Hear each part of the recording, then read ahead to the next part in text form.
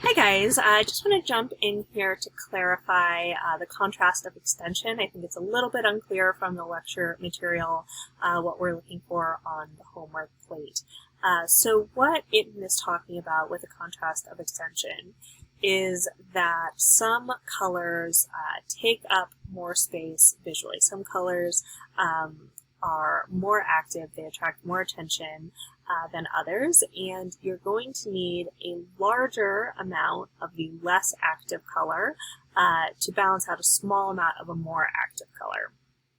So it can be a little bit of a judgment call, a little bit subjective to decide which is the more active color, but generally more active colors are going to be higher in value, higher in chroma, and warmer than less active colors.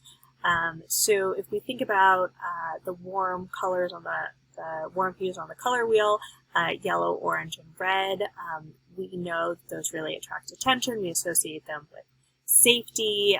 If you think about like danger scales for terrorism or wildfire, when you need to be on high alert, you're on the red end of the scale.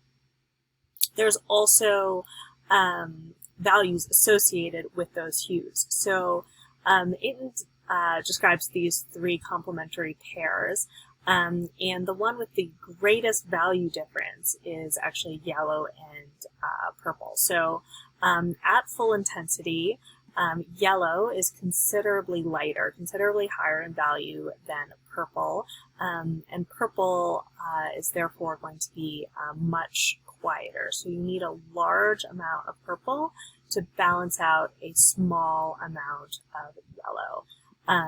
With orange and blue, you still have a strong value difference. It's a little bit less unequal, but you're still going to need more blue to balance out a smaller amount of orange. Red and green actually get tricky. At full intensity, they are actually quite similar in value, which is part of what makes them such a tricky pair to work with. But generally, red is going to be the color that attracts attention. But with all three of these, but particularly with red and green, it's going to be really dependent on chroma and value in addition to hue. So, like I say, it's always a little bit of a subjective judgment call. So with the homework plate, you want to choose a pair. They don't have to be perfect complements, but you want them to be sort of opposite sides of the color wheel so you get that clashing effect. You can see here how unpleasant these two are. When used in equal quantities, they sort of neutralize, but they sort of compete. You get this weird vibrating boundary effect. It really is quite unsettling to have them at equal proportions.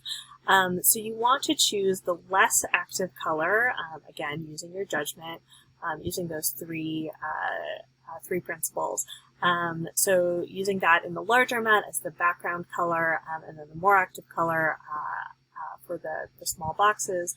And you can see here how when used in these unequal proportions, the red, it really glows, it feels really vibrant, but you don't get that unpleasant clashing effect. So for the homework plate, choose a roughly complementary pair, use the less active color as the background, and demonstrate how much more pleasant, how much more balanced it feels when you apply the contrast of extension.